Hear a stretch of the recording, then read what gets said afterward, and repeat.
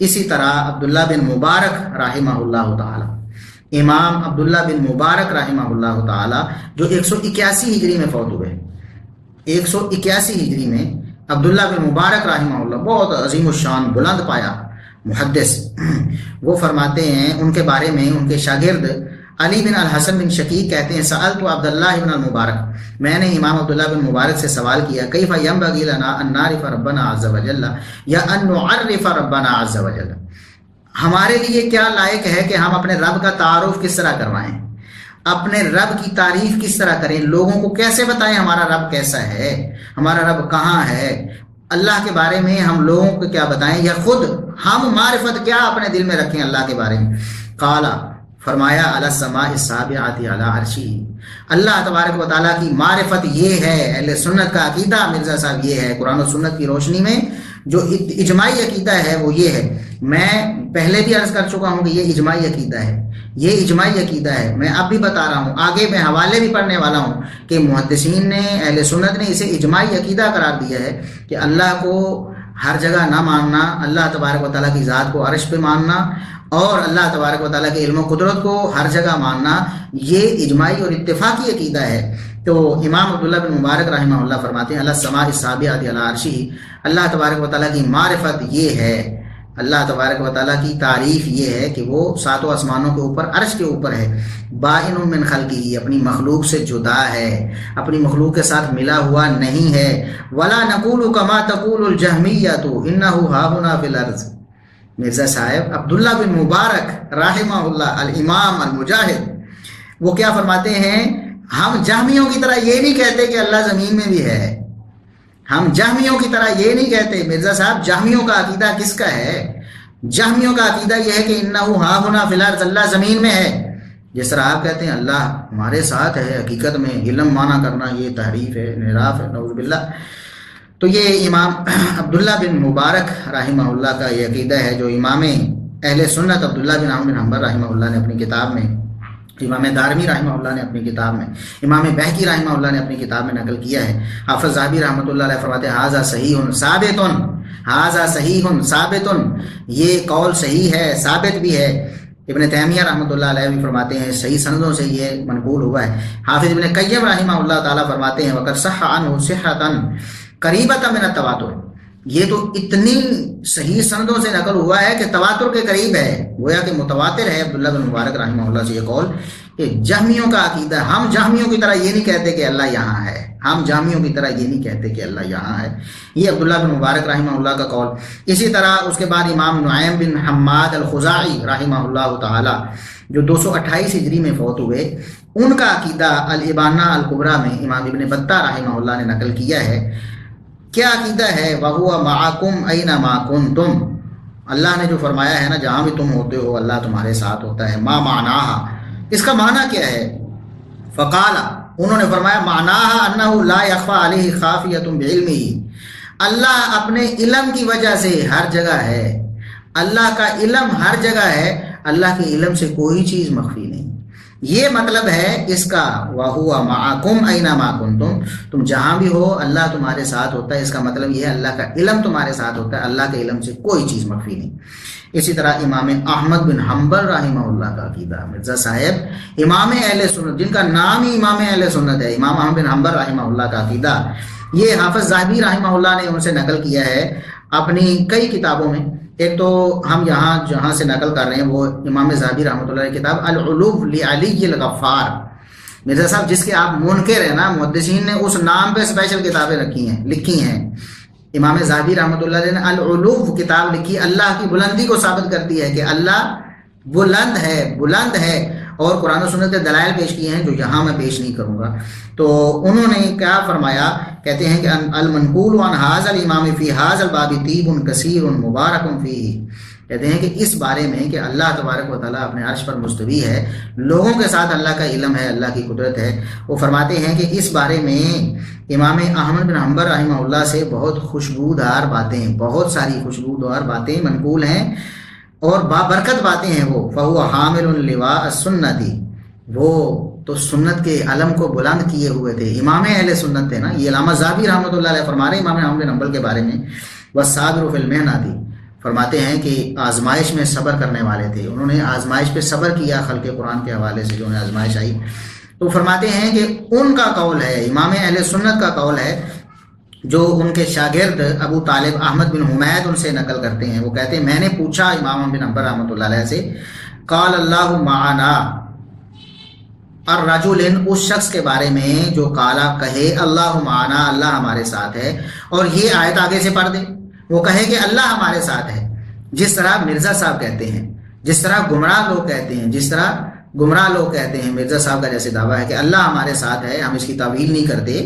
وہ کہتے ہیں کہ اگر کوئی شخص کہے کہ اللہ ہمارے ساتھ ہے اور یہ آیت پڑھ دے ما یکون من نجوى ثلاثۃ الا هو رابعهم، تو امام احمد بن حنبل رحمہ اللہ نے فرمایا فقال قد تجهم هذا، یہ تو جہمی ہو گیا ہے. میں نے بتایا تھا مرزا صاحب آپ کا عقیدہ جہمیوں والا ہے.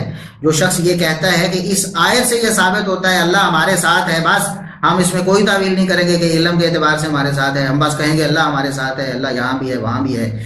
تو امام احمد بن حنبل فرماتے ہیں قد تجهم هذا، یہ جہمی ہو گیا ہے. یاخذون بآخر الآیات ویدعون اولها. امام احمد بن حنبل فرماتے ہیں ان ظالموں نے، ان جہمیوں نے اس آیت کے آخری ٹکڑے کو لے لیا اور اس آیت کا پہلا ٹکڑا انہوں نے فراموش کر دیا. پہلے ٹکڑے میں تو اللہ نے فرمایا اور بتایا ہے کہ اللہ تبارک و تعالیٰ علم کے اعتبار سے ان کے ساتھ ہے. اور میں نے بتایا کہ میں اس بحث میں یہاں دلائل دینے کے لیے جو ہے نا وہ اپنا وقت نہیں ہے میرے پاس، بہت زیادہ وقت ہو رہا ہے اور بہت زیادہ طوالت ہو رہی ہے، دلائل دینے کا وقت نہیں ہے. امام احمد بن حنبل نے یہاں اپنے اس قول میں دلیل دے بھی دی ہے. وہ فرماتے ہیں کہ یہ جو جہمی لوگ ہیں کہتے ہیں اللہ ہمارے ساتھ ہے، اللہ عرش پر بلند نہیں ہے، یہ اللہ کو عرش پر بلند کہنا تو اللہ کو قید کرنا ہے نعوذ باللہ. تو امام احمد بن حنبل فرماتے ہیں یہ تو جہمیوں کا عقیدہ ہے. جہمی ایسے کہتے ہیں، انہوں نے قرآن آیت کی آخری حصے کو لے لیا ہے، شروع والا حصہ انہوں نے چھوڑ دیا ہے.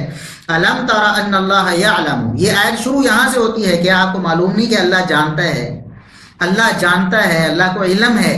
تو فعلمہ معہم، امام احمد بن حنبل فرماتے ہیں اللہ کا علم ان کے ساتھ ہے، اللہ کا علم ان کے ساتھ ہے. اور اسی طرح اللہ نے فرمایا سورہ قاف میں وَنَعْلَمُ مَا تُوَسْوِسُ بِهِ نَفْسُهُ وَنَحْنُ أَقْرَبُ إِلَيْهِ مِنْ حَبْلِ الْوَرِيدِ فَعِلْمُهُ مَعَهُمْ. یہ دوسری آیت آ گئی مرزا صاحب وَنَحْنُ أَقْرَبُ إِلَيْهِ مِنْ حَبْلِ الْوَرِيدِ. امام احمد بن حنبل فرماتے ہیں فَعِلْمُهُ مَعَهُمْ، یہ جو شارع کے قریب ہے اللہ کا علم ہے، اللہ کا علم ہے. آپ کہہ دیں کہ یہ تو دیکھو نہیں تعویل کر دی، یہ تحریف کر دی، یہ تو انہوں نے خیانت کر دی نعوذ باللہ. یہ اہل سنت کا عقیدہ ہے مرزا صاحب، آپ اپنا ٹھکانہ ڈھونڈیں کہ کہاں ہے. اہل سنت کے ہاں آپ کا کوئی ٹھکانہ نہیں ہے. ہم اللہ کے فضل و کرم سے ثابت کر رہے ہیں، کرتے رہیں گے. اہل سنت والا آپ کا عقیدہ نہیں ہے. اب آپ کا عمل بھی اہل سنت والا نہیں ہے، وہ بھی ہم عرض کریں گے انشاءاللہ. اسی طرح امام احمد بن حنبل سے ان کے شاگرد المروزی یا المروزی وہ نقل کرتے ہیں کہ ایک شخص نے کہا کہ میں ویسے ہی کہتا ہوں جیسے اللہ نے فرمایا. جیسا مرزا صاحب کہتے ہیں نا عقیدہ تو دلیل کے ساتھ ہوتا ہے، قرآن کی آیت پڑھ کے میرا یہ عقیدہ ہے. تو کیا سلف صالحین کو عقیدہ سمجھ نہیں آیا؟ صحابہ تابعین تبع تابعین اور ائمہ دین کو نہیں سمجھ آیا؟ تو پھکی دی مرزا صاحب، جو آپ پھکی کہتے ہیں نا، احمد بن حنبل رحمۃ اللہ علیہ نے پھکی دی. پوچھا گیا کہ ایک شخص کہتا ہے کہ اقول کما قال اللہ ما یکون من نجوى ثلاثۃ الا هو رابعهم، میں تو ویسے ہی کہتا ہوں جیسے اللہ نے فرمایا ہے کہ 3 لوگ سرگوشی کریں تو اللہ چوتھا ہوتا ہے. اقول هذا ولا اجاوزه الى غیره، میں تو بس یہی کہتا ہوں، میں اس سے آگے نہیں جاؤں گا. باس نہ میں تو اس کے علاوہ کہوں کہ علم مراد ہے یا قدرت، نہ میں نہیں کہوں گا، میں اس سے آگے نہیں جاؤں گا، بس قرآن میں جیسے لکھا ہے میں تو ویسے ہی مانوں گا. تو امام احمد بن حنبل رحمۃ اللہ علیہ نے فرمایا ھذا کلام الجہمیہ، یہ پھکی ہے مرزا صاحب. امام احمد بن حنبل رحمہ اللہ فرماتے ہیں یہ جہمیوں کا کلام ہے. جہمیوں کا کلام بل علمہ معہم. قرآن و سنت کی روشنی میں تو ہمیں یہ معلوم ہوتا ہے کہ اللہ کا علم ان کے ساتھ ہے، اللہ کی ذات ان کے ساتھ نہیں ہے. فاول الآیات تدل علی انہ علمہ. امام بن حنبل فرماتے ہیں اس آیت کو شروع سے پڑھتے یہ جاہل گنوار لوگ، انہیں معلوم ہوتا ہے، یہ جہمی لوگ یہ آیت کو شروع سے پڑھتے تو انہیں معلوم ہوتا کہ اللہ تبارک و تعالیٰ کا علم مراد ہے. اللہ تو آغاز اس سے کر رہا ہے الم تر ان اللہ یعلم. تو بہرحال اسی طرح ایک اور قول ان کا وہو معکم کی تفسیر میں بھی مروی ہے. فرماتے ہیں علمہ محیط بالکل، وہو معکم، وہ تمہارے ساتھ ہے. اس سے مراد یہ ہے کہ اللہ کا علم ہر چیز کو اپنے احاطے میں کیے ہوئے ہے. اس سے آگے ہم چلتے ہیں. امام عبداللہ بن مسلم بن قتیبہ الدینوری رحمہ اللہ تعالیٰ بڑے مشہور محدث ہیں. ان کی تاویل و مختلف الحدیث بڑی مشہور و معروف علماء کے ہاں کتاب ہے، جس میں انہوں نے جو باہم متعارض بظاہر متعارض احادیث نظر آتی ہیں ان میں تطبیق دی ہے. تو انہوں نے فرمایا تاویل و مختلف الحدیث اپنی کتاب میں یہ 276 ہجری میں فوت ہوئے ہیں۔ مرزا صاحب ہم آپ کو ساری صدیوں میں لے کر چل رہے ہیں، شروع سے لے کر پہلی صدی سے لے کر ہم تیسری صدی میں پہنچ گئے 276 ہجری میں۔ امام ابن قتیبہ رحمہ اللہ فرماتے ہیں نحن نقول فی قوله ما یکون من نجوى ثلاثة الا هو رابعهم، اللہ کا یہ جو فرمان ہے نا کہ تین سرگوشی کرتے ہیں تو چوتھا اللہ ہوتا ہے، اس سے مراد کیا ہے؟ انه معهم یعلم ما هم علیہ، اللہ ان کے ساتھ علم کے اعتبار سے ہے، جانتا ہے کہ وہ کیا کر رہے ہیں۔ کما تقول للرجل، جس طرح آپ کسی بندے کو کہہ دیتے، میں اب ساری عبارت نہیں پڑھوں گا، ٹائم بہت شارٹ ہے۔ انہوں نے بتایا کہ آپ کسی بندے کو کہہ دیتے ہیں نا کہ جاؤ تم جاؤ فلاں کام کرو، میں تمہارے ساتھ ہوں، عربی میں بھی استعمال ہوتا ہے، اس سے مراد یہ ہوتا ہے کہ میں جان رہا ہوں تمہاری کوئی کمی کوتاہی مجھ سے مخفی نہیں رہے گی، مجھے معلوم ہو جائے گا کہ آپ کیا کر رہے ہو، کیا غلط حرکتیں کر رہے ہو، تو جاؤ۔ تو یہ مراد ہے۔ وہ فرماتے ہیں کہ ورنہ تو اللہ کی دوسری آیات کو ٹھکرانا لازم آ جائے گا کہ الرحمن علی العرش استوی، اس کا پھر کیا مطلب ہوگا اگر اللہ یہاں بھی ہے تو؟ وہ فرماتے ہیں الیہ یصعد الکلم الطیب، دلائل ائمہ دین نے یہاں ذکر کیے ہیں، بہت سے ہیں، میں یہاں ذکر نہیں کر رہا۔ وہ فرماتے ہیں کہ کلمہ طیبہ جو پاکیزہ کلمہ ہوتا ہے وہ اللہ کی طرف بلند ہوتا ہے، چڑھتا ہے، تو پھر اللہ اگر یہاں ہے تو پھر اللہ کی طرف چڑھنے سے کیا مراد ہے؟ وہ کہتے ہیں ان آیات کو نہیں ماننا ہم نے، ان کو بھی ماننا ہے، اس کو بھی ماننا ہے، اس سے مراد علم ہے، اللہ تبارک و تعالیٰ کی ذات عرش پر مستوی ہے۔ اسی طرح امام دارمی رحمہ اللہ جنہوں نے کتاب لکھی ہے الرد علی الجہمیہ، جہمیوں کا رد، مرزا صاحب جہمیوں کا رد، اس میں مرزا صاحب امام دارمی رحمۃ اللہ علیہ نے یہ باقاعدہ باب قائم کیا ہے، باب استواء الرب تعالی تبارک و تعالی علی العرش وارتفاعہ الی السماء، اللہ تبارک و تعالیٰ کی عرش پر مستوی ہونے کا بیان ہے، اللہ کے آسمان پر بلند ہونے کا بیان ہے، وہ بینونتہ من الخلق، مخلوق سے جدا ہونے کا بیان ہے۔ اور اس میں انہوں نے بہت سخت الفاظ میں اس کو بے دینی والی بات کہا، بے دینی والی بات۔ میں ان کی دوسری عبارت آپ کو جو پڑھ کے سناتا ہوں، وہ فرماتے فقال بعضهم دعونا من تفسیر العلماء، بعض جہمیوں نے ہمیں کہا یہ علماء کی سلف صالحین کی باتیں چھوڑیں۔ مرزا صاحب کتنی فٹ ہو رہی ہے آپ پر، آپ کو اللہ سے توبہ کرنی چاہیے، تھوڑا سا ٹھنڈے دل سے اگر آپ غور کریں گے آپ کو اپنی غلطی واضح ہو جائے گی، آپ بہت دور چلے جا رہے ہیں، بہت دور چلے جا رہے ہیں۔ دیکھیں ایک امام ہے جن کو آپ نے بدعتی کہہ دیا نا، کہ یہ جو کہتے ہیں نا اللہ عرش پر ہی ہے، اللہ اوپر ہی ہے، یہ بدعتی لوگ ہیں، فتنہ کھڑا کر رہے ہیں۔ آپ نے تو ائمہ دین کو بدعتی آج کہا ہے نا، ائمہ دین نے آپ کو پھکی بہت پہلے دے دی ہے، ائمہ دین نے آپ کو جہمیہ کہا ہے۔ وہ فرماتے ہیں کہ بعض لوگوں نے ہمیں کہا، جس طرح آپ کہتے ہیں نا کہ عقیدہ دلیل سے ہوتا ہے، سلف صالحین جو کہہ گئے ہمیں اس سے کوئی سروکار نہیں ہے۔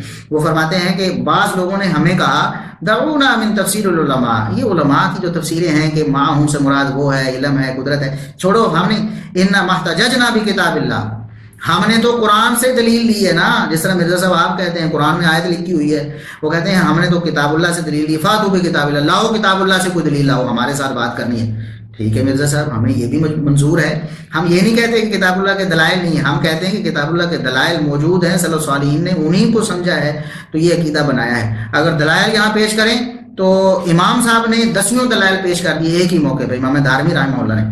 وہ فرماتے ہیں کہ نعم هذا الذي احتججتم به هو حق كما قال الله عز وجل وبها نقول على المعنى الذي ذكرنا غير انكم جهلتم معناه۔ فرماتے ہیں کہ جس آیت کو آپ دلیل بنا رہے ہیں ہماری بھی وہ دلیل ہے، ہم اس کو مانتے ہیں، ہم ٹھکراتے تھوڑے، ہم کوئی کافر ہیں کہ قرآن کو نہیں مانتے۔